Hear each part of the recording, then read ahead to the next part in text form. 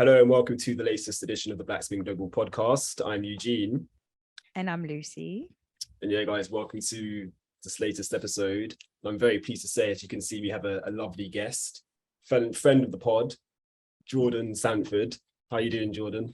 I'm good. So happy to be back with you guys. Well, we're happy to have you on. So thank you so much for joining us. And yeah, guys, this is a special episode. So we're basically going to be catching up with Jordaan because she's got a lot going on, as she told us off air. And yeah, just basically catching up with her and, finding out about the work she's been doing with the USTA and this really exciting show that some of you may be familiar with in the US, not maybe in the UK. So it's the All-American Homecoming. Yes. Which I believe it's on its second season. It just started its second season. I believe the first episode came out on October 10th. So just kicked off the second season, but it's on the CW. Okay. So if you can talk a bit about the show and your involvement in it. Yeah. So All-American Homecoming is essentially a spin-off of All-American, which is a football show. And it's kind of more of a lifestyle. It follows this team captain of a football team throughout his career in high school. And one of the main characters from that show essentially got her own show, which is the spinoff of All-American Homecoming. And she's a tennis athlete and is pretty good. And if you've watched the first season, she goes through a lot. She's pregnant and ends up giving up the baby to, go on to college, play college tennis. That was one of her dreams. So has to give up the baby in order to do so and chase her dreams of, college tennis and maybe pro tennis eventually.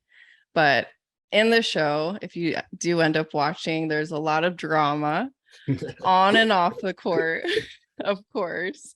But my role, I actually have two roles. So I'm a body double for the team captain, Thea, and she's kind of this really excuse my language, but bitchy, tennis player. We swear all the time on this, so don't worry, you can swear, it's fine.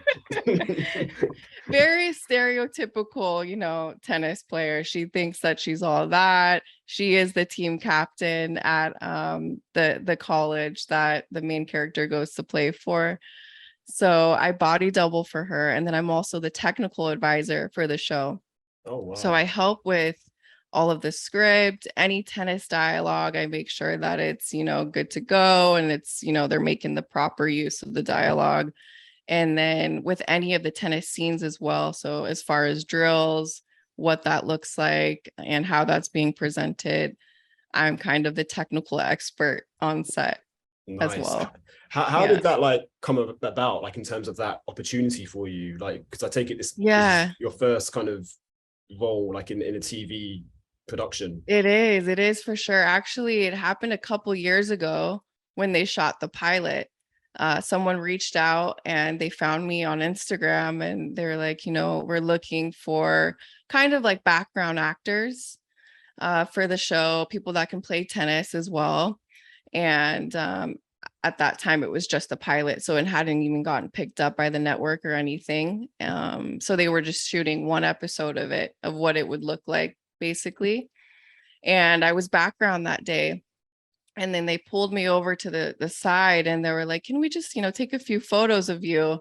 So they took a few photos. And then later on that same day, they came back up to me and they're like, we're going to send you down to hair and makeup to be a body double essentially for the team captain. Cause they're like, this is perfect. It was a perfect match. And the main actress, the team captain, she can play some tennis as well. She's actually not bad at all. But it's always nice to, be able to give the actors a break here and there. And, for some of the things as well, it's a little difficult. So whenever, you can actually have a tennis player out there, it's better. It just makes it even better. So so that day they had me do the body doubling. They loved it. And then the show got picked up and the rest is kind of history. I just started doing the body doubling from then on out. And then it turned into more for the second season, which is now, the technical directing and all that. Did you have to like keep things under wraps, or were you able to like talk freely about, whilst you were kind of in filming, like, or did you have to like keep things quiet? As far as like, what the story concepts are and things, they were definitely like no photos allowed on set. You could not take any photos at all during the whole first season, just because no one knew what the, courts were going to look like or any of the sets yet.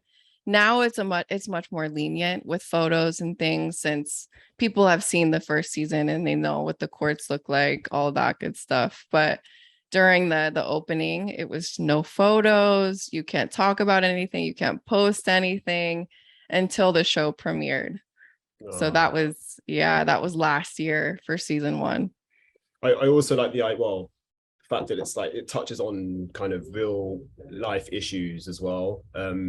For sure. You did touch on it earlier about the opening with, how the main character, she's gone through pregnancy and having to give up, her baby and stuff. Like, yeah. How important do you think that kind of is in terms of in TV and like kind of, obviously it's not real life, but it's a reflection of real life. Like, do you feel that's important to kind of make sure that's kind of included? Yeah, I think it's so important. I think it's so important, especially for women, young women, to see that, things are still possible. Their dreams are still possible, no matter, what the obstacle might be. But I think what also makes this show so special is that it is a Black university. It's a historically Black university that she wants to go to, and she ends up, going to college there. And I think that's so important because you just don't see it still in tennis, that much color and, people actually, going after their dreams on the tennis court. It's still not there. So I think it's really great for the sport as a whole, and especially Black players as well. I think for even like the community itself, because a lot of times when you have those type of shows where it's like, young people in a school, it's always like the same thing of like, but the things that we're going through in terms of like race, a bit like just like Dear White People on Netflix. Like I feel like a lot of the shows are just like that. So it's nice to have something a little bit more different, especially in terms of the sport itself, because they like talking about tennis being a white sport. So I remember I did see the trailer last year.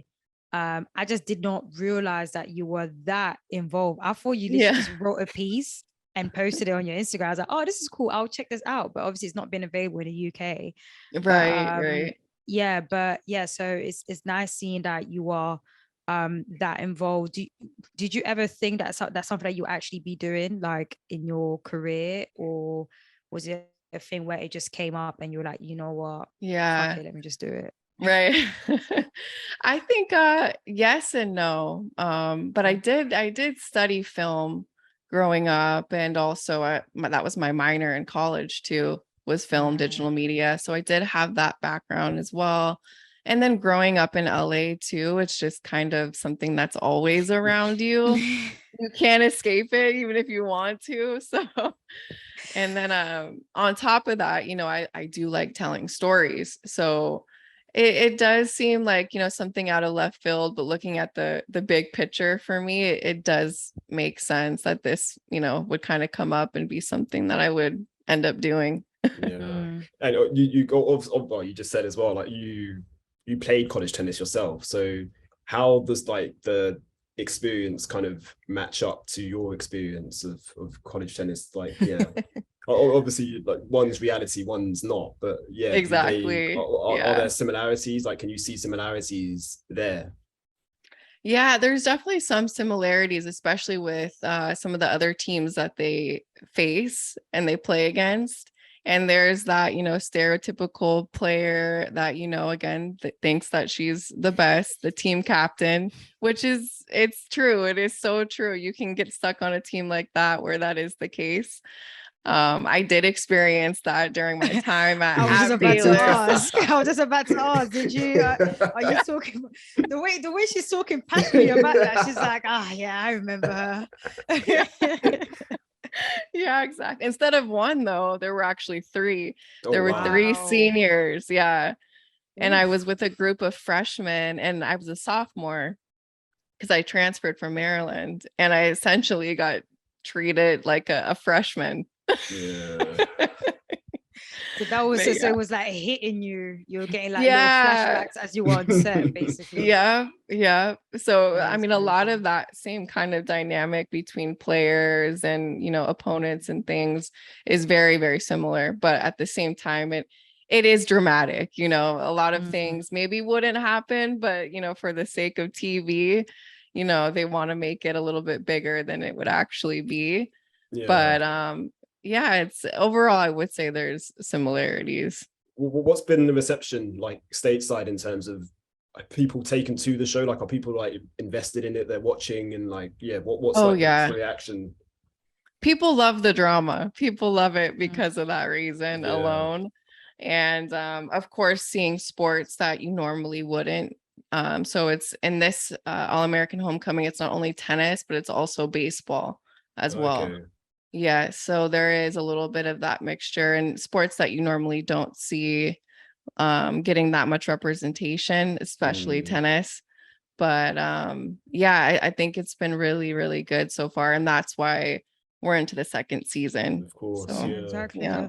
I mean, it's just, I feel like it's just great seeing that tennis is just getting that exposure in that aspect. I mean, you have the Serena movie, the Serena and Venus's movie with King Richard. You have, there's Zendaya that's working on a movie right now, and she's a tennis player or whatnot. I don't know what it's about, but that's gonna be a next big thing. And then you have, your show as well. So it's nice to see that. And then you also have Netflix that have been wandering around and following the players around this year. So yes, that's true. I forgot about that. Yeah, that's what I'm saying. So it's honestly such a plus. Like, it's just so great to see that. And it helps get in a lot of people into the sport, but most importantly, sure. Black people, because everything that I've mentioned are literally the places where Black people are, and it's going to make them, and it's great because a lot of times people are a bit scared because you have, the GOATs that are retiring. I mean, we literally lost Serena and Federer to like back to back, and they're gone and enjoying their retirement as of right now. Right. So it's nice that, we're still trying to get the people interested. Even with our platform, it makes a difference as well. But yeah, so it must be really cool to be literally part of that aspect as well. It is for sure. Yeah. And you can see it even here in LA too, just recreationally, how much, people are picking up the sport. It's kind of crazy. Even if you go back to 2019 before the pandemic and you look at it now, it's completely different. And you're just seeing everyone from all different backgrounds playing the sport now, which is really cool. No, I love that. More about the technical side of it. So like, talk to us about that in terms of what you do with the drills and stuff. Like, so are you kind of like almost being a coach as well as being the body double? Like yes, yeah. Well, the good thing is, I don't want to really give too much away, but They is not used too much in second season. So I'm doing a lot more of the technical advising this time around, which is good. But every week we sit down, we have a concept meeting, and that's basically to go over the script. And then that's where, issues are addressed, or we make little tweaks to it. And from there, then following week, we would go on set. And by that point too, like all of the drills have been presented, and you kind of have to think about the drills that are also being played in the background. Those things, normally you don't think about it when you're watching TV, but if it's zeroed in on an actor, the shot, but you can still see the players playing in the background. I'm doing all of that as well, just to make it look as real as possible and as authentic as possible. But and then also point play, point structure as well. That's all choreographed as well. Wow. So nothing is just like, oh, just go out there and rally and let's see what happens. And you literally do all of that on your own, basically. Like, you're the one. Yes, yeah. And of course it needs to be approved too by the director and all that. But me and probably a couple others on the team as well too. What do you prefer? Do you prefer Yeah, I was doing about like to the ask technical that. side, or are you like more into the body acting or the body doubling? I would definitely say the technical advising is more in my wheelhouse just because I do like contributing to the script and I am a storyteller. So being able to touch that part of it has been, just so cool and so rewarding for me. But nothing against the body doubling too, because that's fun as well. But So does your name come up twice then in the credits, like when they're all in the credits? Did your name come we'll up? see. We'll see what happens. I haven't actually watched the first episode, so Okay. I gotta check that out maybe tonight. But we'll see. No, She's no. we're gonna see it and gonna take a picture in this Twice. post. Screen grab. Yes, that's my name right there. But no, that's amazing, Jordan. I'm very excited to watch it, and I'm just glad that a show like that exists because, like you said, you don't have, talking from a Black perspective, there aren't many shows out there kind of showing, that kind of side of things.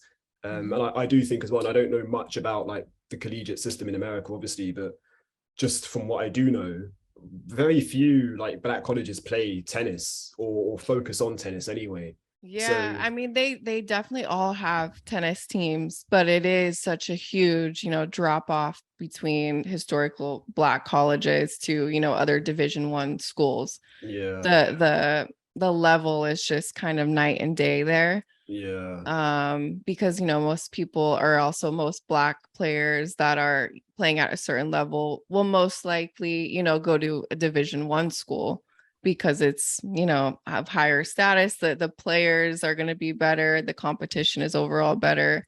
But I like that this series is kind of like shining a light on historically Black colleges as well, and saying like this is where it's at, like this is where you should want to play and where we should play. Because I was going to say I follow like basketball, well, NBA and like college basketball too, and I know this was a discussion maybe 2 or 3 years ago about HBCUs, and saying that like basically more needs to be done to make sure like top prospects go to these HBCUs instead of going to like the D1 schools. Like, do you see that ever changing, or like do you think that's just something we're not really going to see anytime soon? I mean, I would love to see it change, but that's something that is just I can't forecast. I would love to see that, become much better than it is right now, because right now I really don't see it, just because the disparity is huge right now. The gap is it's overwhelmingly big. But if we could fix that problem somehow, I don't know how that would happen, but it would be great because there's just so much history and rooted in these schools, and it's just not shining its potential on it right now. So it's kind of unfortunate, but shows like this hopefully will contribute to something a little bit better. No, definitely, well said.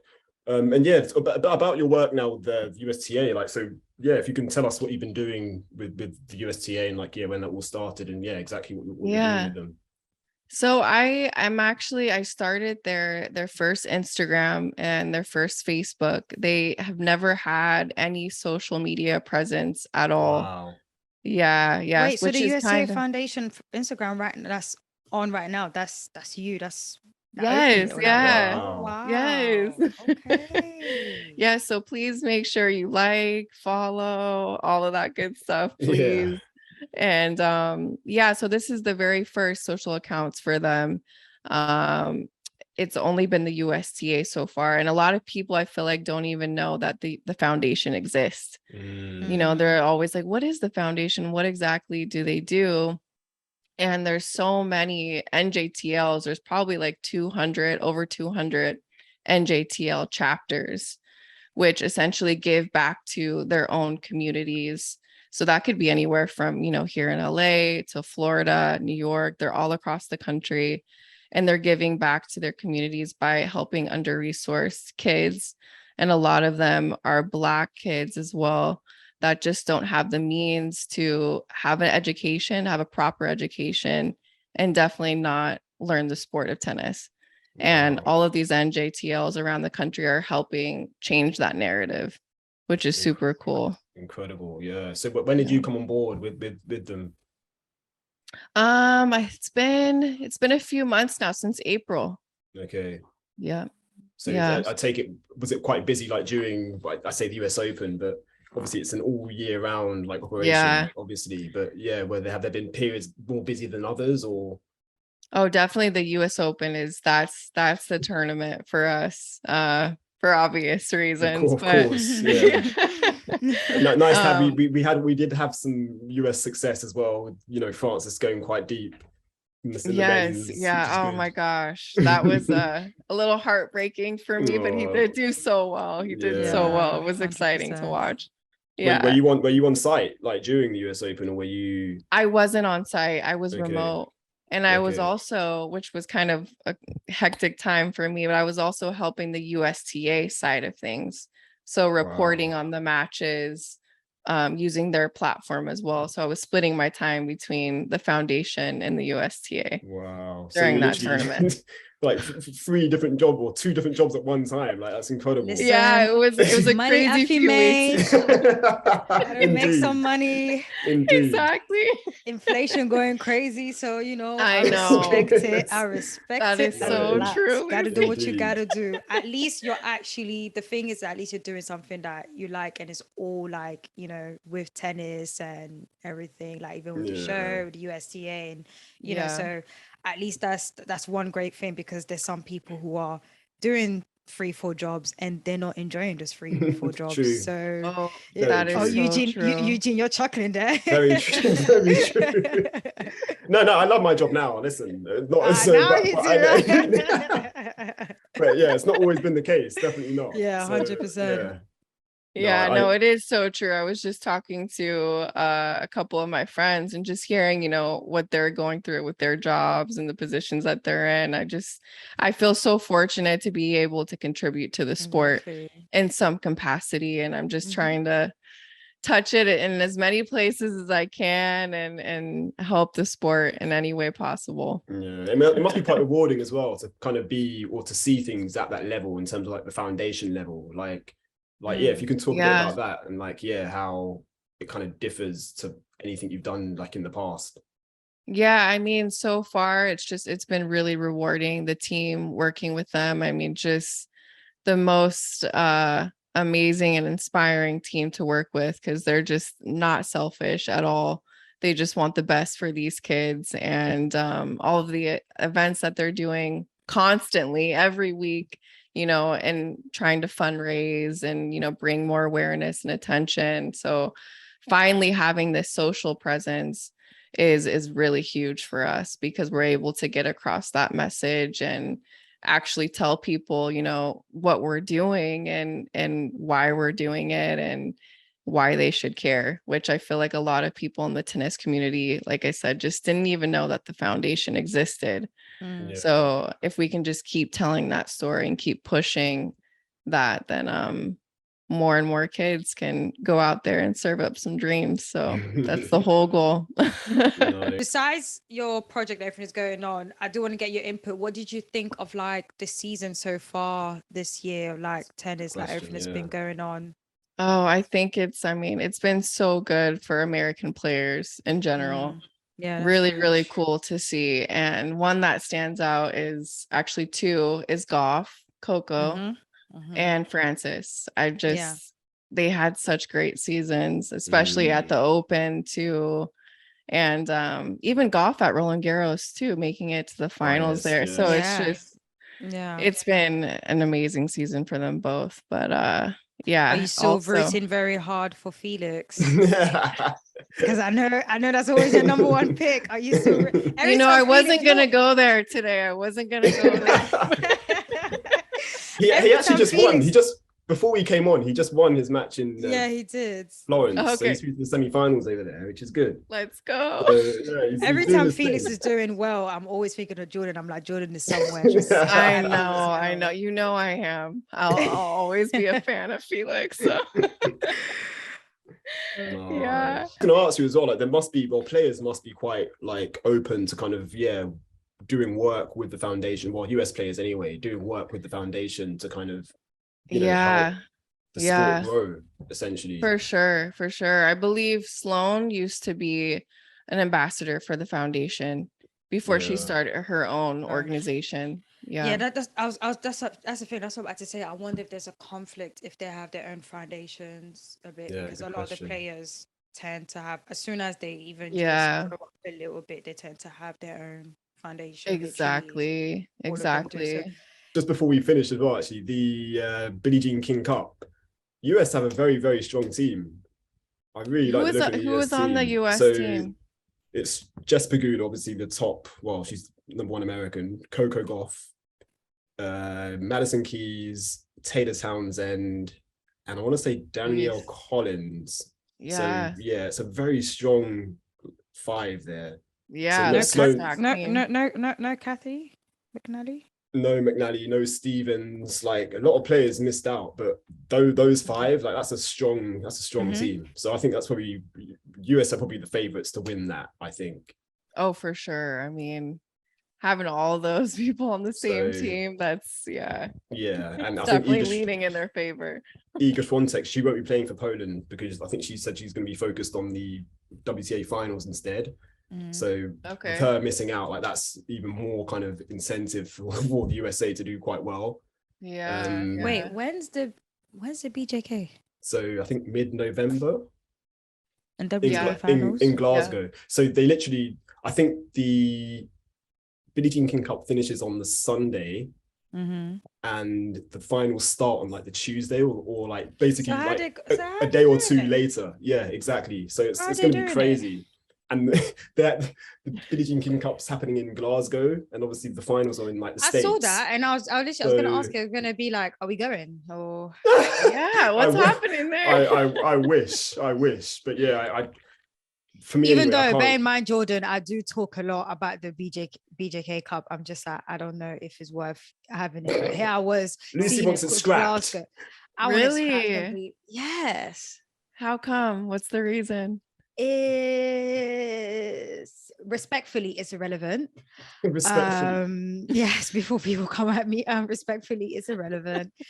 The thing is, I feel like a lot of people say, yeah, I like it because it's something different from what we normally have as a team thing. And then when you ask them, okay, so when's the last time you watched it or you kept up with the scores? It's quiet. Or even when you watch the matches, the stadiums are empty as hell. So it's true. Like, do you actually you like the idea of it, but you yourself are interested in it? So why do we have it? I feel like the time that we put in and the money and the resources are being put into that tournament can be put either to another tournament or for players to rest, because another thing that we speak about is just, the calendar being too long. Like we had a discussion with our followers on IG not too long ago, where we're like, around after the US Open is literally just win. I mean, this season is all year long. There is no break. So either we move things around or we end it earlier or something. So for example, I suggested like we have a longer grass season, and then obviously scrap up the BJ Cup, which replace a little bit longer for the grass season, and then have US Open a little bit later, then maybe 1 or 2 tournaments before the finals and be done. And then that's it. I don't know. Or maybe just no BJ Cup and then they rest during those times, or I don't know. But WTA, ATP, if you are interested in talking to me, let me know. Lucy at blackspinglobal.com. Yes, Lucy at blackspinglobal.com. That's where to find her. Yes. What about you, Jordan? What are your views on like the Billie Jean King and Davis Cup? Like, do you feel there's still a place for them like in the calendar? I honestly don't, because where do you put it in the middle of the year? I mean, I don't know. I don't know where. I mean, it's already jam-packed, and if I was a player just having that mentality, there's no way at the end of the year, with the WTA finals on top of everything, that I'm gonna want to play something like that. I've been playing all year, No, it's true. It's true. Yeah. So and I mean, Glasgow to Texas is far. So I really don't know how they're gonna do that. Different continent, different time zone. Different continent, different times and different weather. Like it's gonna be freezing in Glasgow, and then they're gonna get to hot as hell place like Texas. I know. But I do think at that time it'll be okay. It won't be too hot in Texas. So okay. Yeah, it should be cooled down. Thinking about when I used to live there in Waco, so not too Well, far. Yeah. for someone who went to Scotland before, believe me, Scotland is bloody cold. It is freezing. So good luck to It them. is gonna be. Good luck. Good luck to them. Indeed. Especially for All the best. especially for like Goff and Pagula, because they're playing doubles and singles. Like that's a lot of tennis. And Goff right now is in San Diego playing. Exactly. Exactly. And That's what I'm Pagula, saying. exactly. Yeah. Yeah. And Keys, like they're all there. So yeah, the calendar is way too long. It's too long. At the same time, as a fan, I do enjoy it. But I know for the players it's tough. Like so. For sure. I mean, like you don't need the matches at the end of the year. You really don't. It's your time it's your opportunity to take some rest and get ready for Australia. A lot of other sports, they have long breaks. Football, they have their breaks. Season, you know, like basketball have their breaks. NFL, rightfully so, have their breaks. And it's like with tennis. And the thing is with tennis, if you think about it, it's a sport where you're in different places, different time zones. Global. Like, I mean, Tiafa, for instance, he was saying that in Japan at the beginning it was hard for him because the time difference just like put him off and he was really tired.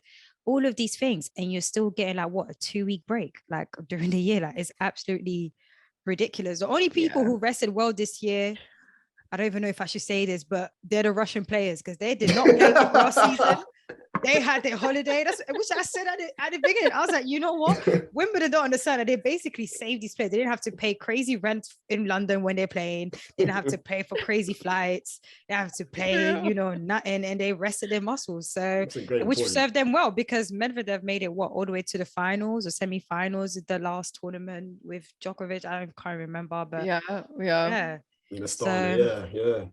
No, it's very true. Great points. But yeah, we'll see if the ATP and WTA listen to us. Yeah, if they listen to me. Come on, guys. Yeah, right. I think they might, honestly. We'll see. They should. I'm gonna post this and just at them, be like, WTA ATP, holla at me. They do follow on Twitter, just saying, and Insta. So they're listening. They're listening. They're listening. It's funny because it's actually so funny how, because Tamani once told me that some of the journalists, big ones, some of them actually do listen to our pod, and whenever he says that, I'm like, shit, I know they're hearing my annoying self, and they're just like, what is this girl waffling about? Especially that I do come at them sometimes, rightfully so, but see, I just did it now, but by accident, right? But it's all right. See, it just comes out naturally. I'm sorry, guys, but it's all love. We all love the sport. We're all very emotionally attached to it. Indeed. Yeah. It's a very nice way to end. But no, Jordan, thank you so much for joining us. We really appreciate having you on. It's been great as well, like hearing about all the stuff you've been doing.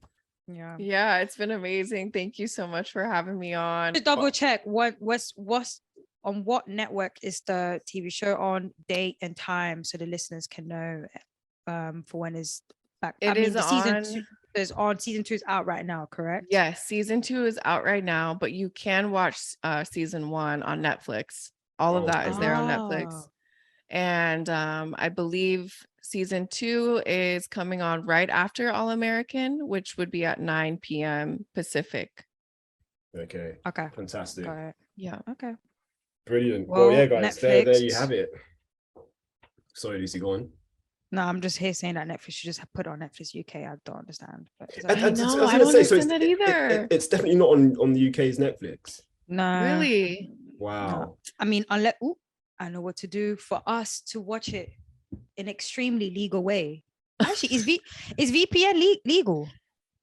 I don't actually know. I don't know. If I pay for a VPN, I don't know. I'm gonna double check and then see if I can cut this bit or include it. I was going to say, we'll be editing this section. Yes, if VPN is available and legal to do. If not, I'll record it on my phone and send it to you. That's a little old school way. Yes.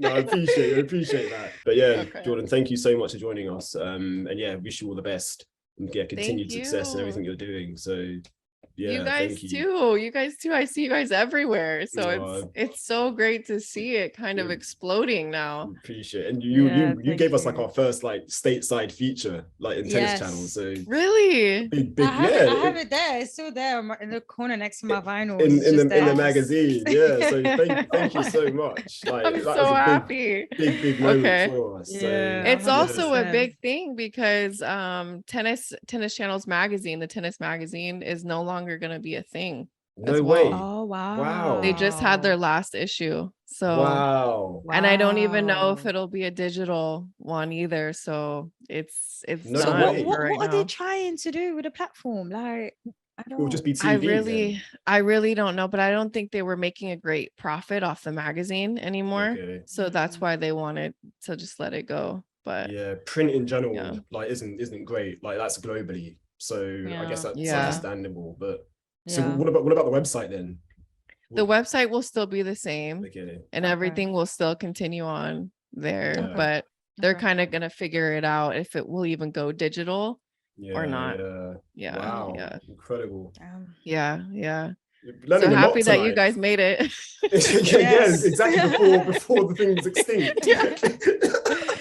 Exactly. Oh wow. But no, Yeah. Jordan, again, thank you so much. What have you got planned now for like the weekend and stuff? Are you This weekend, actually not too much, but some of my friends are coming down, and actually my old coworker is in town from the tennis channel. So oh nice. we're gonna go and maybe go bowling and I don't know, go do some other random things. But Nice. yeah. But when was the last time you were on the court, like playing?